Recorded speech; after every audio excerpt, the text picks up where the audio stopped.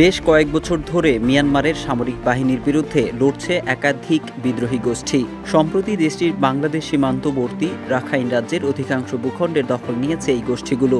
এমন পরিস্থিতিতে সেই রাজ্যের গুরুত্বপূর্ণ শহর বংরুর সর্বশেষ সরকারি সেনা চৌকির দখল নেওয়ার দাবি করেছে সশস্ত্র সংগঠন আরাকান আর্মি। ওই সেনা চৌকি দখলের মাধ্যমে রাখাইন রাজ্যের উত্তর অংশের পূর্ণ নিয়ন্ত্রণ নিয়েছে আরাকান আর্মি। ফলে তাদের নিয়ন্ত্রণে মিয়ানমারের সঙ্গে বাংলাদেশের 271 কিলোমিটার সীমান্ত।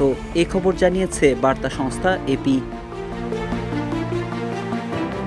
এদিকে কয়েক মাস ধরে মিয়ানমারের জান্তার সঙ্গে লড়াইয়ের পর সম্প্রতি মংডু শহরের নিয়ন্ত্রণ নেওয়ার দাবি করেছে আরাকান আর্মি। মিয়ানমারের গণমাধ্যম ইরাবতীর এক প্রতিবেদনে এই তথ্য নিশ্চিত করা হয়েছে। Double million offer, Walton fridge কিনে পেতে পারেন 20 লক্ষ টাকা, রয়েছে কোটি কোটি টাকার নিশ্চিত উপহার। ইরাবতীর প্রতিবেদনে বলা হয়েছে, আরাকান আর্মি দাবি করেছে জান্তার সীমান্ত এলাকার সবচেয়ে শক্তিশালী বাহিনী বর্ডার গার্ড পুলিশ ব্যাটালিয়নকে লক্ষ্য করে হামলা চালানো হয়। এ সময় মংডু শহরের বাইরে তারা অবস্থান করছিল। রাখাইনের গণমাধ্যমের প্রতিবেদনে বলা হয়েছে, মংডুতে লড়াইয়ের পর Arakan army military operation command 15-এর কমান্ডার ব্রিগেডিয়ার জেনারেল থুরেইন তুনকে গ্রেফতার করে। এর বাইরে 80 রোহিঙ্গা বিদ্রোহী ও জান্তা সেনাকে গ্রেফতার করেছে আরাকান আর্মি। গত মে মাসের শেষ দিক থেকে মংডুতে হামলা শুরু করে আরাকান আর্মি। মংডু শহরের নিয়ন্ত্রণ পেতে তাদের 6 মাস সময় লেগেছে।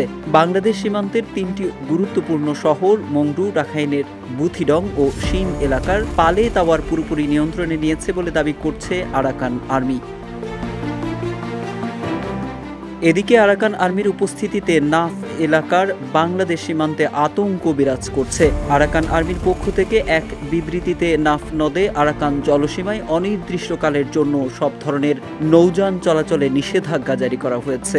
একই সঙ্গে বাংলাদেশি নৌকাসহ কোনো ধরনের নৌযান নাফ নদের দিকে না যাওয়ার জন্য সতর্ক করে মাইকিং করা হয়েছে। এ তথ্য জানিয়েছেন টেকনাফ উপজেলা নির্বাহী কর্মকর্তা শেখ এহসান উদ্দিন। নাফ এলাকা ঝুঁকিপূর্ণ উল্লেখ করে এ তথ্য টেকনাফের মাছ ধরা ট্রলারের মালিকদের অবগত করা হয়েছে। পাশাপাশি সীমান্তে অনুপ্রবেশ রোধে বিজিবি ও কোস্ট গার্ডের টহল জোরদারের কথাও জানান ইউএনও। 2021 সালে সামরিক অভ্যুত্থানের মাধ্যমে অং সান সুচির নির্বাচিত সরকারকে উৎখাত করে ক্ষমতা দখল করে সেনাবাহিনী। এরপর থেকেই সেনা শাসনের বিরুদ্ধে দেশটিতে বিক্ষোভ চলছে।